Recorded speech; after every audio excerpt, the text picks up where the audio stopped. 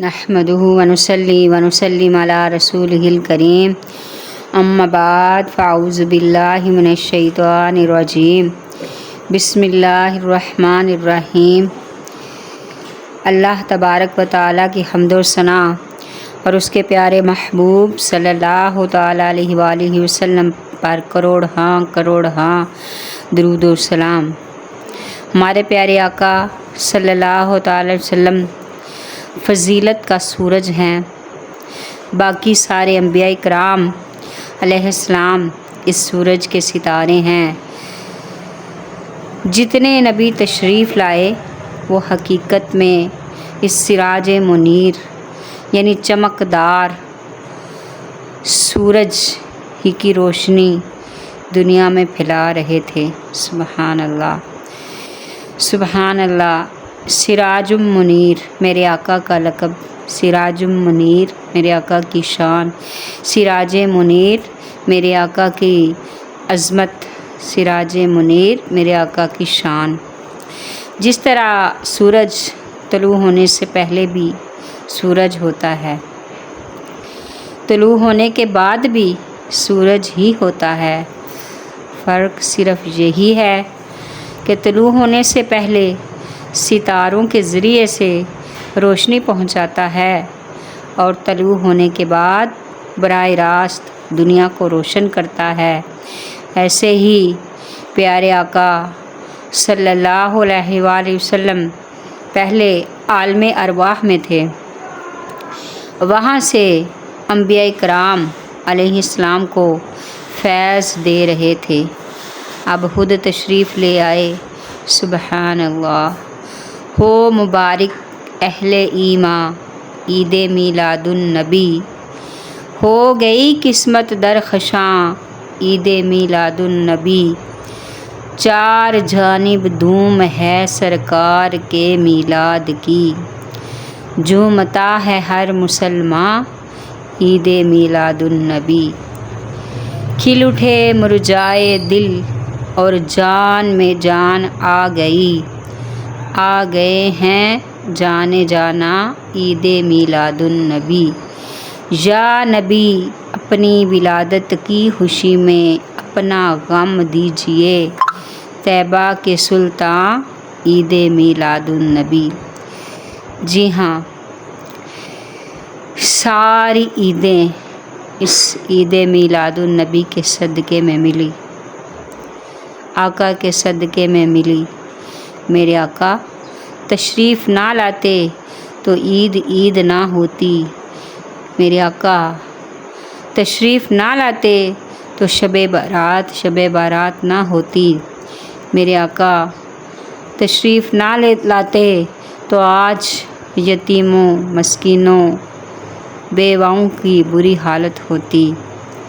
میرے آقا ہر کسی کے لیے رحمت ہیں، میرے آقا ہر کسی کے لیے خوشی ہیں، میرے آقا کی آمد ہر ایک کے لیے سکون ہے، امن ہے۔ آپ صلی اللہ علیہ وآلہ وسلم جسمانی طور پر اس دنیا میں کس انداز سے تشریف لائے، اس کی بھی شان نرالی ہے۔ امام بخاری کے استاد محدث عبدالرزاق رحمۃ اللہ علیہ حضرت جابر رضی اللہ تعالیٰ عنہ سے روایت کرتے ہیں کہ حضور پر نور صلی اللہ تعالیٰ علیہ وآلہ وسلم نے فرمایا، اے جابر، اللہ پاک نے سب سے پہلے تمہارے نبی صلی اللہ علیہ وآلہ وسلم کا نور پیدا کیا۔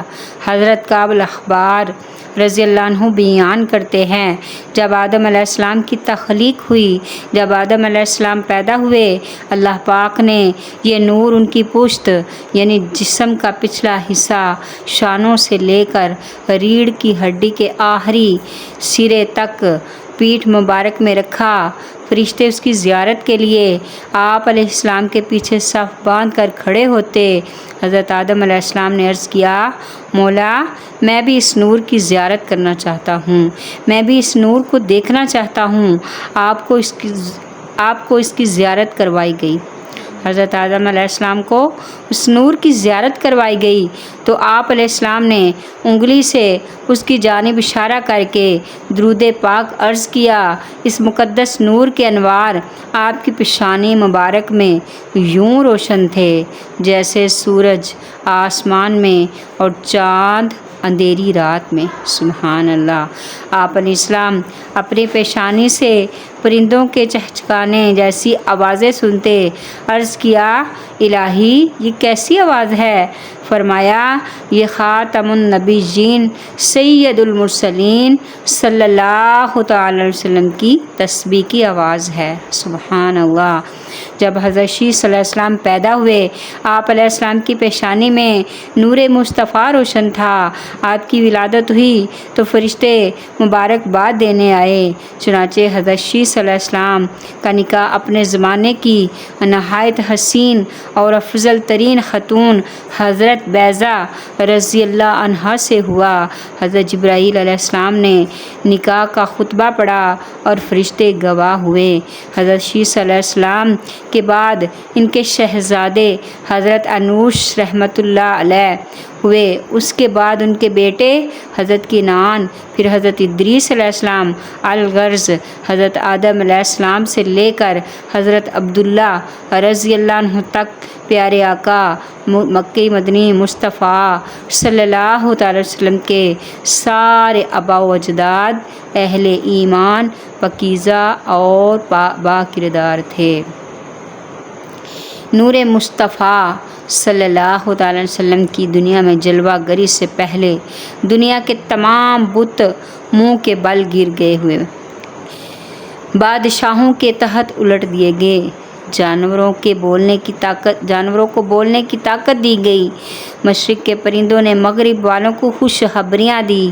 قریش کے جانوروں نے کہا، رب کعبہ کی قسم، وہ دنیا کے امام اور اہل دنیا کے لیے سورج ہیں۔ قریش جو سخت قحط سالی کا شکار تھے، رسول کریم نبی محترم آخر الزمان نبی صلی اللہ تعالی وسلم کی تشریف آوری کے دنوں میں، آپ کی آمد کے دنوں میں قحط سالی دور ہوئی۔ سبحان اللہ۔ زمین سرسبز و شاداب ہو گئی، زمین میں جان آ گئی اور درخت پھلدار ہو گئے۔ اسی لیے اس سال کو خوشحالی کا سال قرار دیا گیا۔ سبحان اللہ، سبحان اللہ۔ میرے آقا کی آمد کی کیا ہی شان ہے، میرے آقا کی عظمت کی کیا ہی شان ہے۔ بڑی شان والے ہیں آقا ہمارے، بڑی شان والے ہیں آقا ہمارے۔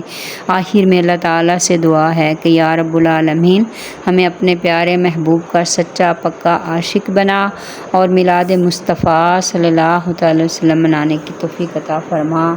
آمین۔ صلی اللہ علی محمد صلی اللہ علیہ